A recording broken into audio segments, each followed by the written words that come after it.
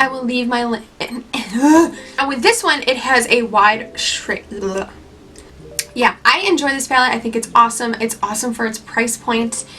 And oh my god, my dog is just so cute.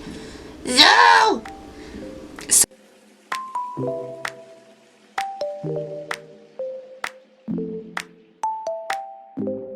hi guys, welcome back to my channel. Today for a video, I wanted to do a blush palette face off between the Tarte blush palette that comes out every year and then the Nars One Shocking Moment Cheek Studio palette that is in collaboration with Steven Klein. He is a photographer, so that's why the packaging is super fun and just beautiful in general. I kind of wanted to do comparisons, a little battle between both of them, so you know which one to pick up before the holiday season is over. Let's just jump right into this video.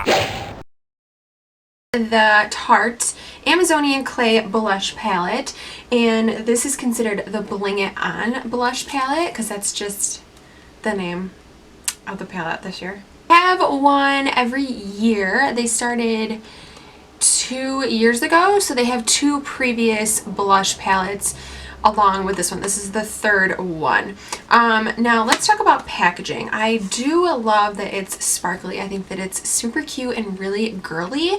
I just think that it's a little rough around the edges and it kind of picks up a lot of fuzzies, and it's black, so if you have makeup on your fingers it will transfer on to the palette, which I don't appreciate. I'm a stickler with keeping the packaging of makeup clean because I just think that it looks messy and just gross. And now it is rose gold along the entire side, and it is also rose gold inside, so it does come with a fairly large mirror, which I really appreciate. It's perfect for traveling, and it has a magnetic closure.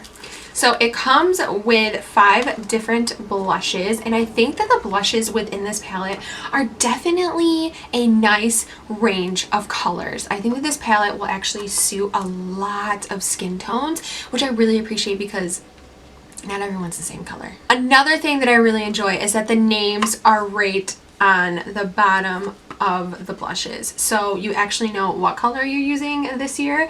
I think the first and the second one, they didn't have the names on it, so I'm glad that they put the names on the third palette because it's just so frustrating. Now, the 4 of these are matte, and then the last one, which is considered beaming, has a little bit more of a shimmer to it. It doesn't come off glittery or chunks of glitter on the cheeks. It actually comes off as more of like a satin finish. So if you are kind of iffy about sparkle or glitter or chunks of glitter, I'm sure you'll be okay with this one because they are so small. I only have one other Tarte blush, so that's the main reason why I wanted to get this palette, and I don't have any of the other previous palettes. This is my first blush palette from Tarte, so I was like, you know what, I'm sick of missing out on all of these amazing blush palettes. I'm just gonna pick it up. So if you don't have any of the Tarte blushes, I definitely recommend picking up this palette. It retails for $45, so that's definitely a steal because one individual blush is $26, so this is definitely worth your money. As far as pigmentation goes, these are super buildable. They're not like wha-bam color on the cheeks with one swipe. You do have to like build it up, but if you are one of the girls that really wants to be like natural or just have really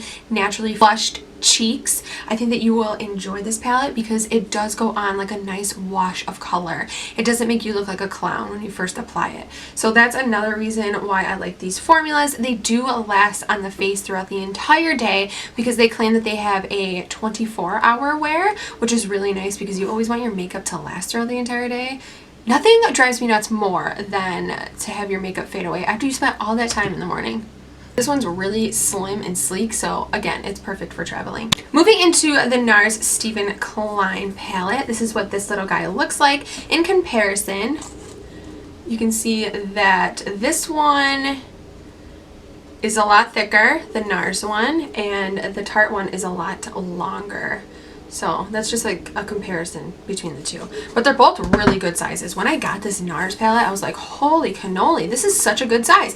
And it's really not really heavy. It's a heavy weighted product, which I, for some reason, really appreciate because I feel like when it's a little bit heavier than like the average cardboard palette, it just feels more luxurious. I love the packaging. I think it's super unique. I don't have anything in my collection that looks like this, so I think that it's really fun. Now with this packaging, this closes shut. I don't know if you guys can hear the click.